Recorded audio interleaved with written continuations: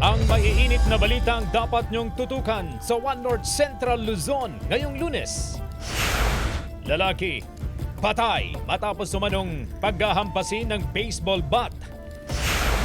Ilang bahagi ng Mangaldan Public Market, binaha bunsod ng malakas na pag-ulan kagabi. Huling araw ng voter registration, walang extension ayon sa COMELEC. At aso na nakaangkas sa motorsiklo ng kanyang amo, kinaaaliwan.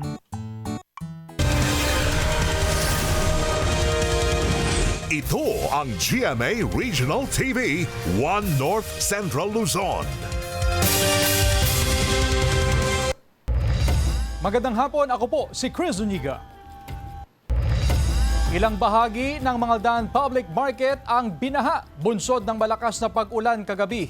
Yan ang balitang tinutukan live ni Sandy Salvacio. Sandy? Chris, hiling ngayon ng mga nagtitinda at ng mga mamimili ang agarang pagsasaayos ng drainage at ng mga butas-butas na mga bubong dito, lalo na't papalapit na naman ang panahon ng tag-ulan. Hindi na maibaba ng mga nagtitindang ito ang kanilang mga paa sa sahig dahil sa baha na pumasok sa kanilang pwesto sa Mangaldan Public Market kagabi.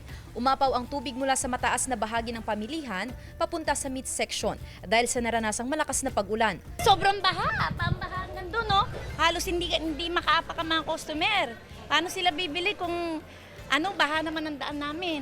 Delikado rin daw sa mga mamimili at negosyante ang duming iniwan ng baha. Siyempre pag ulan, mababasa, siyempre madulas siya. O, siguro pag hindi naman ulan, hindi naman siya matulas.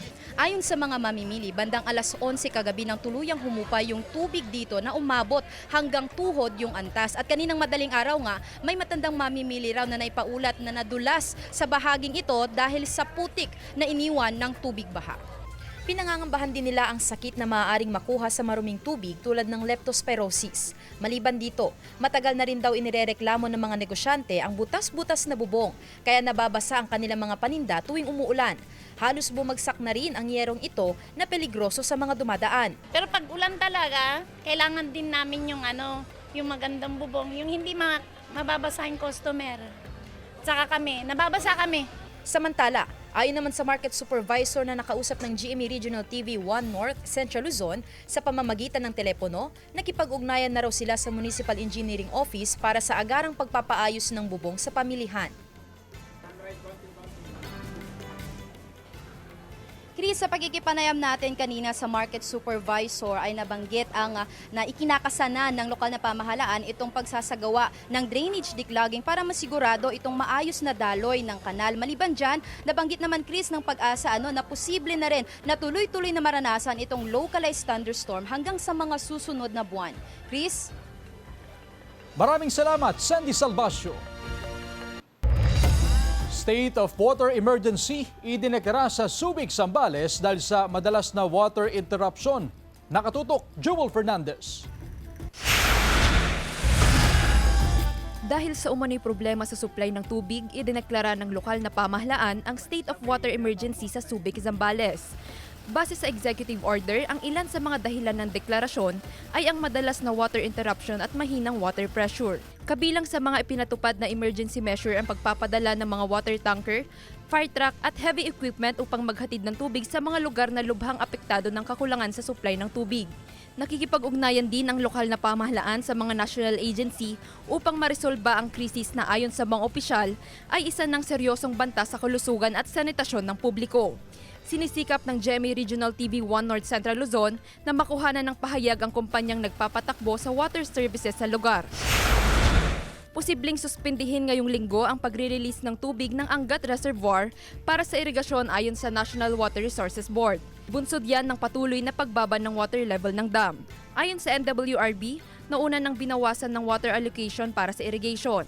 Mas mababa na kesa sa minimum operating level na 180 meters ang tubig sa Angat. Inaasahang hindi lubhang maapektuhan ng mga magsasaka ng pagsuspindi ng water release para sa irigasyon dahil halos anihan na. Bukod sa Angat, bumaba rin ang tubig sa San Roque at Pantabangan reservoirs ayon sa Pag-asa. Tumaas naman ang water level sa Ipo, Amboklao, Binga at Magat reservoirs. Joel Fernandez, One North Central Luzon. Dalawang nakaparadang sasakyan na sunog sa Florida Blanca, Pampanga. Nakaalerto CJ Torida. Nasunog ang dalawang sasakyan na nakaparada sa harap ng convenience store sa Barangay Bodega, Florida Blanca, Pampanga. Sa lakas ng apoy, nadamay ang katabing sasakyan maging ang bahagi ng convenience store. Ayon sa pulisya, magkasamang ipinarada ang mga sasakyan sa lugar. Rumesponde naman agad ang mga bumbero at naapula ang sunog. Iniimbestigahan pa ng otoridad kung ano ang sanhi ng sunog. Wala namang naiulat na nasaktan sa insidente. Paalala ng mga otoridad, regular na ipasuri ang kondisyon ng sasakyan upang makaiwas sa kahalintulad na insidente. Nasunog ang isang trailer truck sa ibabaw ng isang tulay sa Giginto, Bulacan. Makikita ang makapal na itim na usok mula sa nagliliyab na 10-wheeler sa Santa Rita Interchange sa bahagi ng North Luzon Expressway. Ayon sa ilang saksi, may narinig silang mahihinang pagsabog mula sa truck habang nasusunog. Ligtas naman daw ang truck driver ayon sa BFP. Sinusubukan pa siyang magkuhanan ng pahayag maging ang kumpanyang may-ari ng truck. Wala ring ibang nadamay sa sunog. Inaalam pa ang sanhi ng apoy. CJ Torida, One North Central Luzon. Dalawang insidente ng pagnanakaw ng motorsiklo sa Baguio City sa pool sa CCTV. Tutukan sa report. Sa CCTV footage nakuha madaling araw noong nagdaang Huwebes, makikita ang dalawang lalaki na nakatakip ang muka na naglalakad sa kalsada sa bahagi ng Lower Cabinet Hill, Baguio City. Ang dalawang lalaki, mga kawatan na target palang nakawin ng isang motorsiklong nakaparada sa daan. Nagsilbing lookout ang isang lalaki, habang ang kasama nito nagmasid pa sa paligid. Tinulak ang motorsiklo bago itinakbo palayo sa lugar. Agad daw inireport sa PNP ang insidente. Kinabukasan, may natanggap daw ng impormasyon ang may-ari na nakita ang motorsiklo na iniwan na lang sa kalsada sa barangay Irisan. Sa tulong ng mga otoridad, nabawi ng may-ari ang motorsiklo. Sa hiwalay na insidente, makikita rin sa CCTV footage ang lalaking ito na pasimpleng lumapit sa mga nakaparadang motorsiklo sa barangay Irisan. Umalis pa ang lalaki pero bumalik din. Sinuot ang nakapatong na helmet ng isang motorsiklo sa katinangayang sasakyan. Naiwan daw ang susi ng motorsiklo kaya naitakbo ito ng sospek. Patuloy na pinaghahanap ng otoridad ang sospek. Ikinababahala raw ng Baguio Police ang mga insidente ng pagnanakaw ng motorsiklo sa syudad. I-report nila kung sila ay nanakawan para at least syempre magkakaroon kami ng intervention. Dagdag pa ng BCPO, kailangan din ng tripleng pag-iingat ng mga nagmamay-ari ng motorsiklo at iwasan ang pag-iwan ng susi sa ignition nito. Yung ilak yung motorsiklo o sasakyan kahit sandali lang nilang iwanan ito. Gumamit ng alarm system, GPS tracker, o yung mga iba pang anti-theft devices. Sandy Salvacio, One North, Central Luzon. Huling araw ng voter registration dinagsa sa Dagupan City. Sundan sa report. Mula sa Baguio City, maagang bumiyahe pa Dagupan City ang trabahador na si Dante Guzman. Wala na raw kasi ang kanyang pangalan sa listahan ng mga registered voter matapos hindi makaboto sa mga nakalipas na eleksyon. Nagpa-reactivate si Dan ng kanyang record sa COMELEC upang makaboto sa nalalapit na barangay at sangguniang kabataan elections. Po kasi ngayon lang po naharap, tsaka ngayon ko lang po nalaman na last day na po pala. Humabol din sa huling araw ng voter registration ang 16 anyos na si Rian. Hindi rin niya maisingit sa kanyang schedule ang magparehistro sa nakalipas na mga buwan. Ngayon lang po nagka-time. And then, Pero alam mo kung last day ngayon? Opo, alam ko pong last day. Kaya siningit po talaga. Dagsa ang mga pumila sa huling araw ng voter registration. Sa unang 2 oras pa lang ng registration, may 100 na agad ang naiprosesong aplikasyon ng COMELEC. Unfortunately, hindi na ho namin sila tatanggapin kasi hanggang alas 5 lamang ho yung ating registration ngayong araw. And siyempre wala naman po tayong inaasahan na extension. Ngayon na po talaga yung final deadline. Ngayong araw, inaasahang lampas sa 300 ang magpaparehistro sa Dagupan City. Samantala, aabot na sa mahigit 143,000 ang registered voters sa lungsod. Simula nung Abril hanggang sa kasalukuyan ay lampas 1,000 na ang nakapagparehistro. Kasama si Henry Dominsil, Jasmine Gabriel Galban, One North Central Luzon. Mga kapuso, bagamat taginit pa rin at wala namang bagyo, magpapatuloy ang mga pag-ulan sa maraming bahagi ng bansa. Intertropical Convergence Zone o ITZZ at Easterlies ang mga pangunahing weather systems na makakaapekto sa bansa, bukod pa sa localized thunderstorms. Mapapadalas man ang mga pag-ulan, nilinaw ng Pag-asa na hindi pa tapos ang tag-init season. pero maaring magsimula ng mapadala sa mga pagulan ngayong huling bahagi ng Mayo. Sa datos naman ng Metro Weather, mataas ang tsansa ng ulan sa Northern at Central Luzon. May matitinding ulan sa Cordillera, Tarlac, Zambales, Pangasinan at ilang lugar sa Cagayan Valley. Posible ang ulan sa iba pang bahagi ng bansa.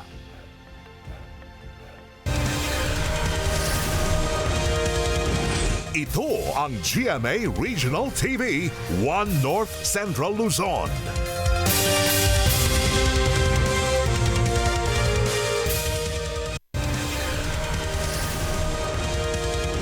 Ito ang GMA Regional TV 1 North Central Luzon.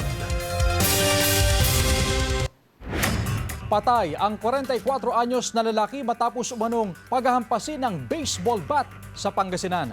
Naka-alerto si CJ Turida. Humandusay sa bypass road na bahagi ng barangay Kaingal, San Carlos City, Pangasinan ang lalaking ito. Mag-aalas 12 ng hating gabi noong Sabado.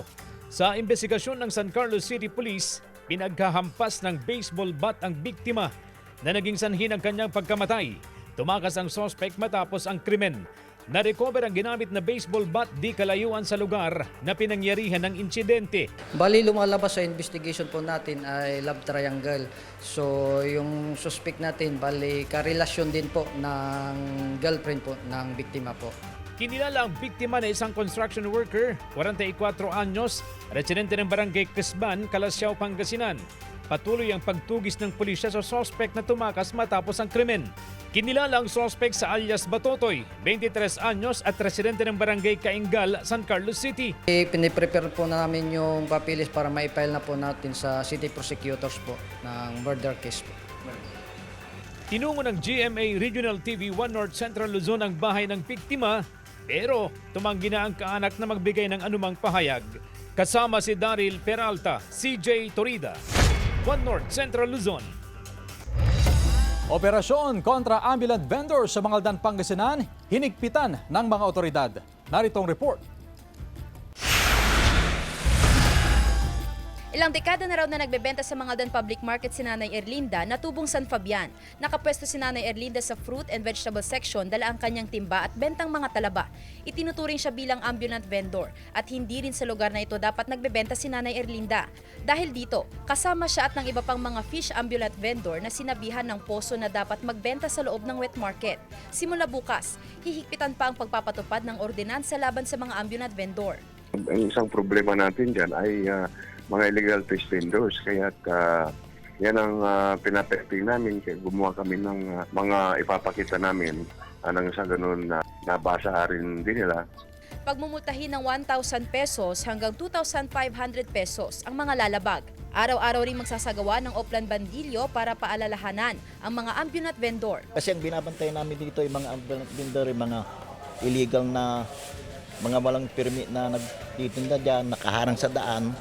Yun ang nililinisan namin dito. Susunod naman daw sa ordinansa si Nanay Erlinda kaysa mapabayad pa ng malaki. Kasi sabi nila ma'am, lahat ng mga nagtitinda dito sa loob na lahat. Maganda naman ma'am, para hindi sila kawawa sa loob ma'am. Layo ng ordinansa na mapanatili ang kaayusan sa public market at tiyaking walang nakaharang na mga paninda sa gitna ng pamilihan. Sandy Salvacio, 1 North, Central Luzon. 19 anyos na lalaking high-value individual nahulihan ng 1.5 kilos ng marijuana sa Bawang La Union. Tutukan sa report. Arestado ang 19 anyos na lalaki matapos maharang ng operatiba ng PIDEA Regional Office 1 ang sanay shipment ng 1.5 kilong marijuana sa Barangay Pagdalagan Sur, Bawang La Union. Matagal umanong minanmanan ng suspect dahil sa kanyang illegal na transaksyon at koneksyon sa mga drug personalities na binabantayan ng otoridad. Kabilang ang suspect sa listahan ng high-value target ng otoridad. Nagkakahalaga ng 180,000 pesos ang nakuhang marijuana sa suspect. Mahaharap sa kaukulang kaso ang suspect na wala pang pahayag. Sa bisa ng warrant of arrest, timbog ang 58 anyos na lalaking top 1 most wanted sa bayan ng Dasol, Pangasinan. Nahaharap ang akusado sa kasong robbery. Residente rin sa naturang bayan ang akusado na isang guro. Sinusubukan ng GMA Regional TV 1 North Central Luzon na makuhanan siya ng pahayag. Joel Fernandez, 1 North Central Luzon. Samantala, konstruksyon ng mga school building isinasagawa na sa Dagupan City. Sundan sa report. Puspusan ng konstruksyon ng mga school building sa Dagupan City. Mahigit 100 silid-aralan ang ipinapatayo sa iba't ibang eskwelahan sa syudad. Meron kaming mga natapos na, may ongoing, may upcoming. So those are 25 projects. Sa datos ng Schools Division Office, aabot pa ng halos 300 na silid-aralan ang kailangan sa iba't ibang pampublikong paaralan sa lungsod. Malaking tulong daw ang mga ipinapatayo ng lokal na pamahalaan, gaya sa 1P Guadis Elementary School. 3-story building na may 9 na classroom ang ginagawa ngayon. Napakahalaga po ito ma'am dahil po siyempre sa dumadami po mga learners po natin ngayon, much better po na may additional classroom po sila. Ayon sa LGU, magkakaroon pa ng mga karagdagang proyekto para sa iba't ibang paaralan sa Dagupan City.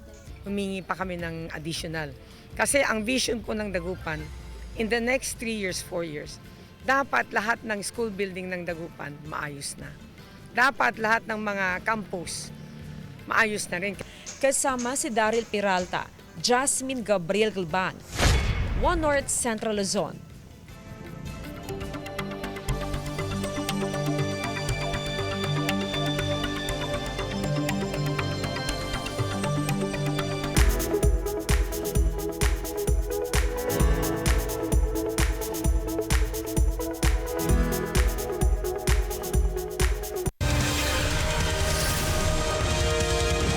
Ito ang GMA Regional TV, One North Central Luzon.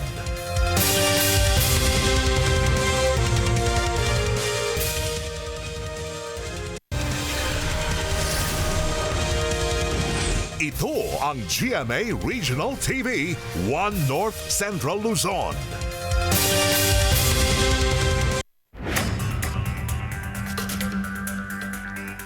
Van at 4 na motorsiklo nagkarambola sa Pidig, Ilocos Norte. Tutukan sa report. Inararo ng isang van ang 4 na motorsiklo sa Provincial Road na bahagi ng barangay Ab-Abot, Pidig, Ilocos Norte. Pero yung assisted case, yung driver natin is nakainom, sir. Kung napunta sa kabilang linya, doon niya nabangga. Nasawi sa aksidente ang parehong rider ng 2 motorsiklo. Ang magtsuhin na 57 at 44 anyos na parehong construction worker at residente ng barangay Putao, Solsona, Ilocos Norte. Sugatan naman ang 2 magkaangkas sa isa pang motorsiklo. Dinala sila sa ospital habang ligtas naman ang 2 ring magkaangkas sa isa pa. Wala pang pahayag ang kaanak ng mga biktima. Mahaharap sa reklamo ang driver ng van. Sinisikap ng GMA Regional TV 1 North Central Luzon na makuhanan siya ng pahayag. Sugatan ang 49 anyos na lalaking driver matapos mahulog ang minamanehong pick-up sa gilid ng kalsada sa barangay Salot, Bulangon, Lawag City. Nawalan daw ng preno ang sasakyan sa pababa at pakurbang bahagi ng kalsada. Bumangga pa raw sa puno ng malunggay ang sasakyan bago mahulog at bumagsak sa bahagi ng bubong ng isang bahay roon. Wala namang nasaktan sa mga nakatira sa bahay. Nagtulong-tulong ang mga pulis at ilang residente upang mailabas ang driver sa tumagilid na delivery truck sa palikong bahagi ng kalsada sa Zone 1, Barangay Tangadan, San Quintin, Abra. Nagkaberya raw ang preno ng sasakyan habang binabagtas ang bahagi ng kalsada. Nasagi pa raw ang likurang bahagi ng sinusundang sasakyan. Dinala sa ospital ang sugatang driver ng truck. Patuloy ang investigasyon sa insidente. CJ Torida, One North Central Luzon. Halos hindi na makilala ang 14 anyos na si alias Nene nang matagpuan siya ng kanyang mga kapitbahay sa isang creek sa barangay Sapang, Manawag, Pangasinan noong gabi ng December 2020. Ayon sa pulisya, iniwan doon ang biktima matapos na gahasain at pagtangkaang patayin ng akusado na nooy 22 taong gulang. Matapos ang krimen, kaagad nagtago sa iba't ibang lugar ang akusado. Makalipas ang mahigit sa 5 taon, na-track siya ng Manila Police District na nagtatago sa Tondo at namamasukan bilang boy sa Divisoria. Nasa kustodiya na ng MPD ang akusado na hindi na nagbigay ng pahayag, pero sa kanyang salaysay sa pulis, itinanggi niya ang krimen. Pero sapat umano ang ebidensya na hawak ng mga otoridad na magdidiin sa akusado. Wala pang pahayag ang pamilya ng biktima. Isang sasakyan naman ang nasira matapos na mabagsakan ng malaking tipak ng bato mula sa bundok sa Cannon Road, Camp 3, Tuba, Benguet noong Sabado. Ayon sa Tuba Police, nangyari ang insidente bandang tanghali kung saan papunta sanang La Union ang 54 anyos na driver ng sasakyan. Napansin daw ng driver ang maliliit na batong nalalaglag mula sa bundok dahilan upang agad niyang itigil ang sasakyan. Pero hindi niya inakala ang pagbagsak ng malaking tipak ng bato sa harapang bahagi ng kanyang sasakyan.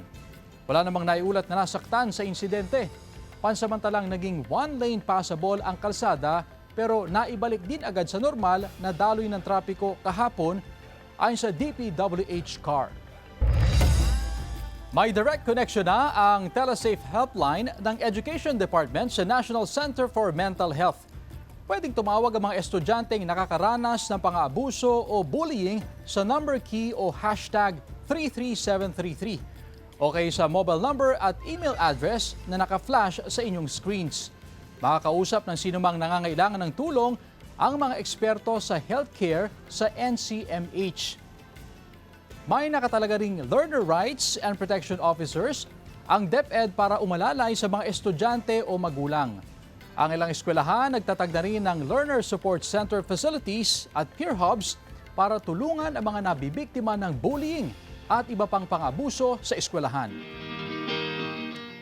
Samantala, Indian community nagsama-sama sa isang blood donation camp sa Calasiao, Pangasinan. Narito ang report.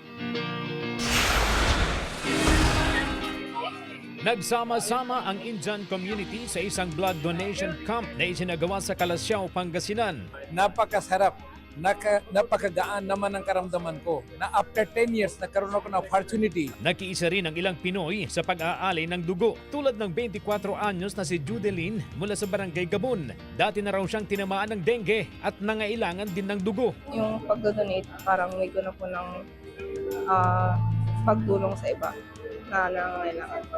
Taon-taon ang blood donation camp ng Sant Nirankare Mission na binubuo ng Indian volunteers mula sa iba't ibang bahagi ng mundo. Nagsimula raw ito noon pang 1986. Ang vision niya kasi is blood should flow in veins, not in drains. Nakikita natin ngayon, kaliwat kanan may digmaan. We all volunteers. Nobody gets 1 peso. Around the world, everybody does this because the love, the humanity. That's the only way we can do it. Katuwang ng grupo ang Region 1 Medical Center sa mobile blood donation. Karaniwan daw, mga cancer at anemia patients ang nangangailangan ng dugo, pati mga buntis at mga biktima ng aksidente na may massive bleeding. Wag po silang matatakot mag-donate kasi yung dugo nyo po na nakukuha sa inyo, hindi po yan nasasayang na nagagamit po yan ng mga nangangailangan. Matatag pa naman daw ang supply sa kanilang blood bank. Pero kahit marami raw ang koleksyon, marami rin daw ang nangangailangan ng dugo. Kaya patuloy ang isinasagawa nilang bloodletting activity. CJ Torida, One North, Central Luzon.